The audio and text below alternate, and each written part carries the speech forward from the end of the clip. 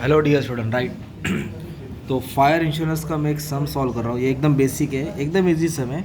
जैसे तुमको fire insurance का फॉर्मेट भी आ जाएगा, फायर इंश्योरेंस को कैसे ट्रीटमेंट करते हैं सब सॉल्व हो जाएगा राइट। तो लेट्स बिगिन। ओके, तो फायर इंश्योरेंस के लिए आपको एक ट्रेडिंग अकाउंट बनाने का है।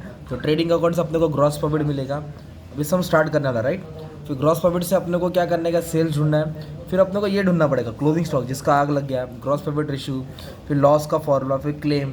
तो कैसे सम सॉल्व करते हैं। कॉलेजेस को 15-20 मार्क का सम आता है, तो ये बेसिक सम है। कोई कॉलेज को आता है, कोई कॉलेज को नहीं आता राइट। तो कैसे मालूम पड़ेगा फायर इंश्योरेंस का सम है। तो फायर अकर्ड, तो एक दीपक करके कंपनी थी 14/10/2022, मतलब उसके साथ बुरा हादसा हो गया। 14 तारीख को आग लग गई। क्या लग गई? आग लग गई। तो दीपक की कंपनी में फायर हो गया राइट। तो उसका लॉस हो गया और उसने क्लेम करने गया, मतलब उसको कितना रुपया क्लेम मिलेगा। तो सेल्वेज दिया है, मतलब इतना स्टॉक उसने बचाया, सेव किया। पॉलिसी 1,26,000 की थी। क्लेम अपने को ढूंढने का बाय एवरेज क्लॉस मेथड। तो इधर देखो स्टॉक दिया है, फिर परचेज, फिर सेल, फिर स्टॉक। मैंने लाइन मारा एक परचेज सेल। तो पहले हम लोग क्या करेंगे, याद करने का राइट। जो नॉर्मल ट्रेडिंग अकाउंट है ना, पूरा इधर साल भर का हिसाब आएगा। जो साल भर का हिसाब यहाँ आएगा। फिर जैसे कि एक साल, इन लोगों का साल चालू था जैन में। ओके, तो जैन, फेब, मार्च, अप्रैल, मई, जून, दिसंबर, तो ये पूरा 12 महीने का सब यहाँ आएगा राइट। तो इसके बाद जब नेक्स्ट ईयर आया ना जैन का, तो जैन के बाद 10 अक्टूबर, मतलब 10 महीना तक बिजनेस अच्छा चला और बीच में आग लग गई। तो 5-6 महीने का जो हिसाब बनता है वो मेमोरेंडम में आएगा, और साल भर का हिसाब कितना रहेगा, ट्रेडिंग में आएगा। तो opening stock, purchase, wages, carriage inward trading में आएगा। Sales, closing stock, goods withdrawn यहाँ आएगा। तो और स्टार्ट करते हैं। तो इधर को स्टॉक 1 जैन, तो ये ओपनिंग डेट हो गया। ये परचेस पूरा साल भर का है। सेल्स ये भी साल भर का है। और ये क्लोजिंग स्टॉक साल का एंड का डेट है। तो ये चारों ना ट्रेडिंग अकाउंट में आएगा। कहाँ आएगा? Trading account. तो और स्टार्ट करता हूँ। तो ओपनिंग स्टॉक कितना दिया है? 68,000। तो ओपनिंग स्टॉक में 68,000 आएगा। देन उन्होंने परचेस किया था ईयरली 2,44,000। तो इधर आ जाएगा परचेस 2,44,000। आफ्टर दैट सेल्स दिया है साल भर का। तो साल भर का सेल्स कितना दिया? 3,60,000। तो 3,60,000 आ जाएगा।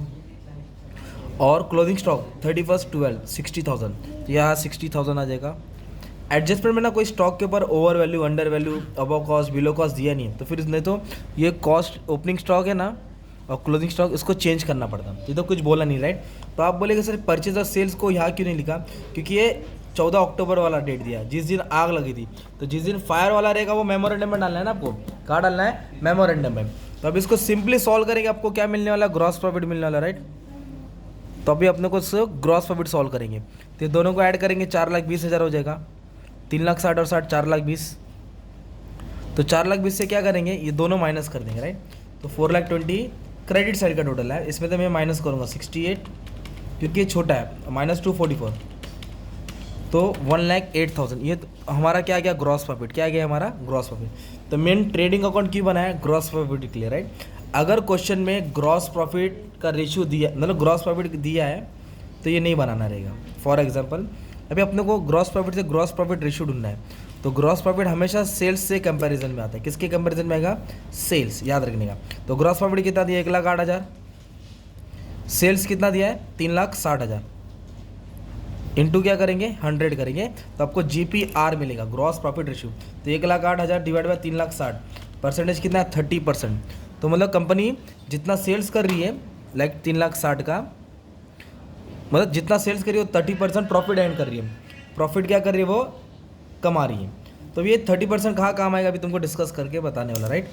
तो ये अपना क्या हो गया? नॉर्मली ट्रेडिंग अकाउंट हो गया। अगर क्वेश्चन में ग्रॉस प्रॉफिट रेशियो दिया डायरेक्ट 30%, तो ये नहीं बनेंगे, यहाँ से सब स्टार्ट होगा तुम्हारा। ओके, अब क्या करेंगे, मालूम है? ये क्लोजिंग स्टॉक है, अच्छा खासा साल गया। तो इधर का क्लोजिंग इधर आके ओपनिंग बनेगा, है ना। 2021 का क्लोजिंग 2022 में ओपनिंग बनेगा। तो 60,000 को डेबिट में ट्रांसफर करेंगे। क्लोजिंग आके किधर आएगा? ओपनिंग में आएगा। फिर देखो 10 महीना, जिस दिन आग लगी, मेमोरेंडम, जो 10 मंथ का हिसाब है राइट। तो उसका देखो परचेज दिया है। कितना परचेज दिया? 2,94,000। इधर लिखेंगे परचेज 2,94,000। और सेल्स दिया है 3 लाख। देखो ना डेट 14 अक्टूबर, फायर वाला डेट। इधर लिखेंगे सेल्स 3 लाख। तो अभी अपने को क्या ढूंढने का, मालूम है? क्लोजिंग स्टॉक ढूंढने का। अपना बैलेंसिंग फिगर क्या रहेगा? Closing stock. तो क्लोजिंग स्टॉक ढूंढने के लिए अपने पास ग्रॉस प्रॉफिट चाहिए। तो ग्रॉस प्रॉफिट कैसे आता है? प्लस माइनस करके आता है ना। तो इधर क्या करेंगे? एज्यूम करेंगे 30% ऑन सेल।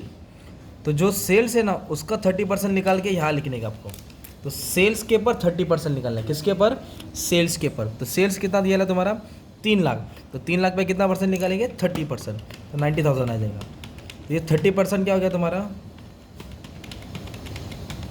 तो 30% एज्यूम करेंगे ग्रॉस प्रॉफिट है तुम्हारा, राइट। तो ये ग्रॉस प्रॉफिट मतलब पिछले साल 30% हुआ था, अभी भी 30% के हिसाब से 90,000 हुआ। अब डेबिट माइनस क्रेडिट करेंगे तो आपको क्लोजिंग स्टॉक मिलेगा। ये स्टॉक जो गोडाउन में था जिसको आग लग गया, जिसका सत्यानाश हो गया, राइट। तो इसको ऐड करेंगे 90 + 294 + 60 + 60, तो ये हो गया 4,44,000 डेबिट वाला है। तो 4,44,000 में से 3 लाख माइनस कर देंगे तो आपको मिलेगा 1,44,000।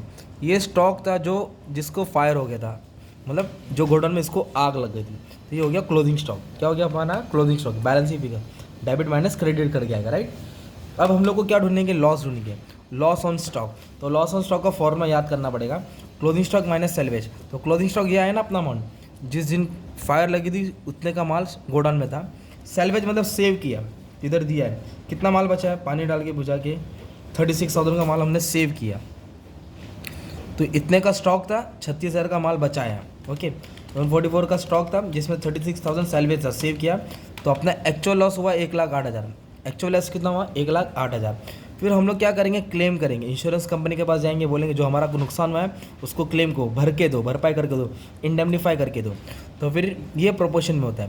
तो इसका फॉर्म क्या है, policy value closing stock loss on stock. तो क्लोजिंग स्टॉक मतलब सबसे बड़ा वैल्यू, पूरे गोडाउन में कितने का माल था, 1,44,000 का। पॉलिसी वैल्यू क्वेश्चन में दिया रहेगा, पॉलिसी कितने की थी, 1,26,000। तो 1,26,000 की पॉलिसी थी, उसके हिसाब से लॉस कितना हुआ था, 1,08,000। लॉस कितना हुआ था, 1,08,000।